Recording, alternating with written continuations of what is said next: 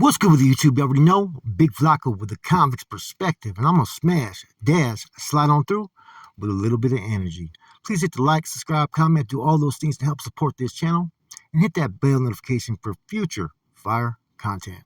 Unfortunately, sometimes we gotta tell these stories, man. And over the holidays, man, Thanksgiving weekend, there was an individual named Luis Peter Hernandez, also known as Wicked, who just got released on probation, 41 years old, who apparently went on a fucking shooting spree during the Thanksgiving holiday weekend.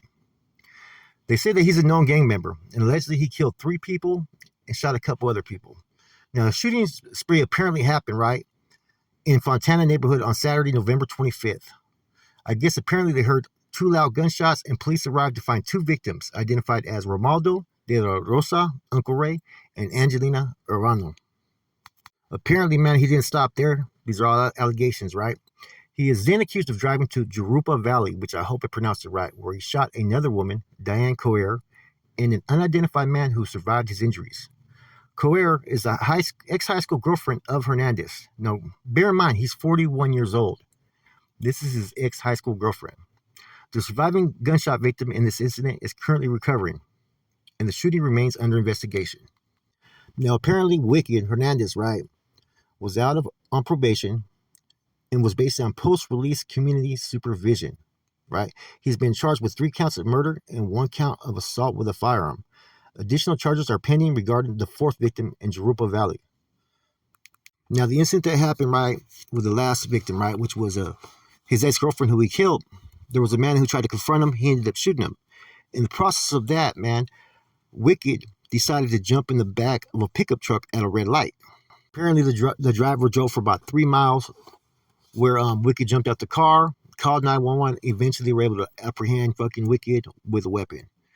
Now, this is a classic example, man, of what happens, right? When people get out, sometimes they're in there, they're in jail, they have high expectations of their relationship.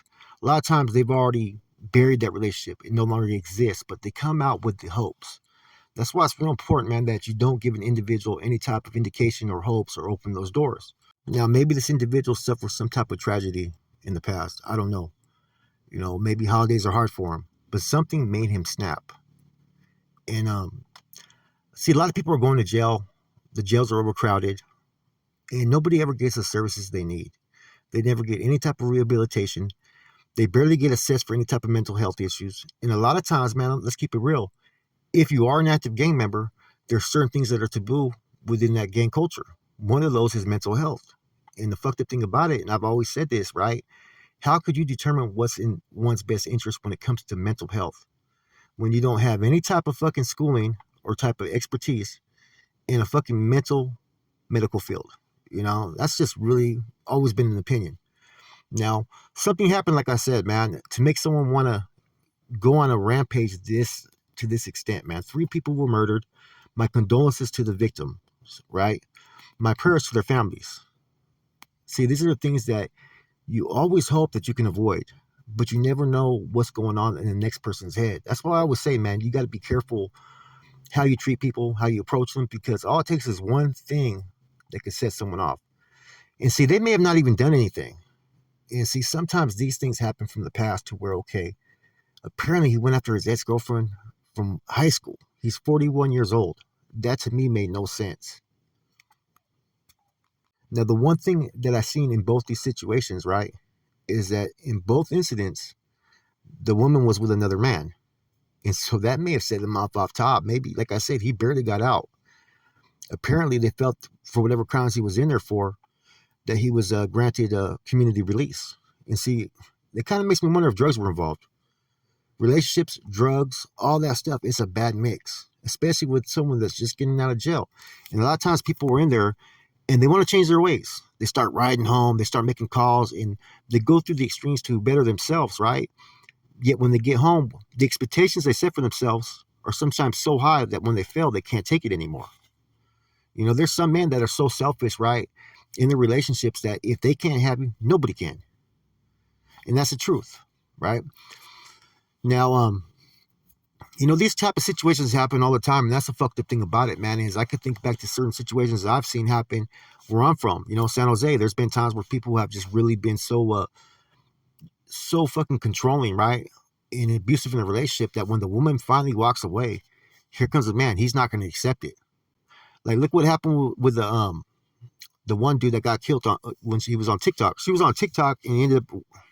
I was thinking a lot about what's been going on in prison lately, right, in the county jails, and I thought about all the different changes that have happened, and I really thought about how being a gang member or associated with a gang really affects you when you go into jail or prison. You never get the services that you may need that could help you in the long run, right? Think about it. You're always worried about doing what the next man wants you to do, doing what the higher powers want you to do. There's no longer anybody promoting or advocating for you to change and be a better person, right? For you to go to school, for you to learn a trade, for you to go to prison, just get out.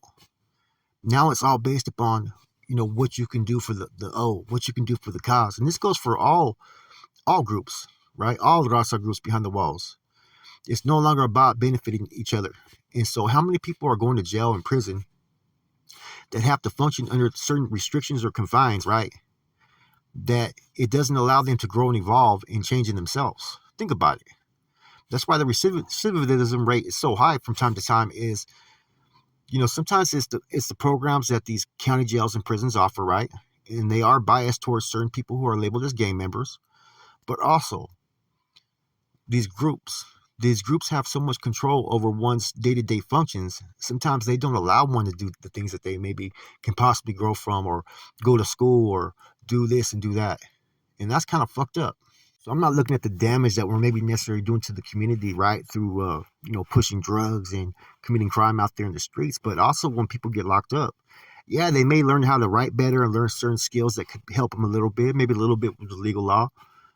But I don't see people coming out with that agenda and with that fire like before, as a soldado, representing for the cause, trying to be a better man, no longer trying to be involved in illicit activities. Advancement demands change, strong positive attitude, all those qualities that back in the days that used to be instilled in individuals, it no longer exists anymore. And then you got the same individuals, the powers that be, that control every facet of your life. Whether you can go to this trade school, whether you can take this class, right?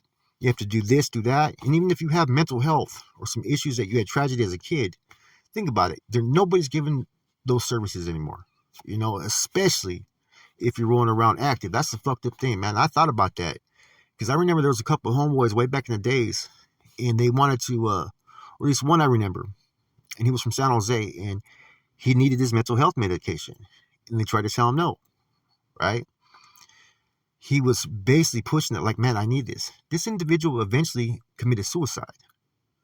So, like I'm saying, some of these individuals that are put in leadership positions, yes, they grow within the confines of prison politics and how to function in that way, but they don't grow with the life skills that they maybe need to pass on. Um, they're doctors, they're psychologists, all in one, but yet they have no schooling. And some of the rules that have been created, I think from time to time have had a more adverse effect. I didn't learn anything when I was in prison, right, that helped me become basically a better man as far as any skills, any traits. It was all criminal based. Yeah, I had the verbal skills, the manipulation skills, how to laundry money and all that kind of shit, right? But the things that were going to help me stay out of prison, right, and work on the fucking issues in my core were not even prevalent. They were not even concerned.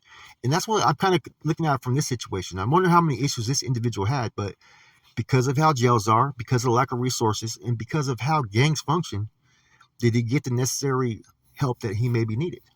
Probably not.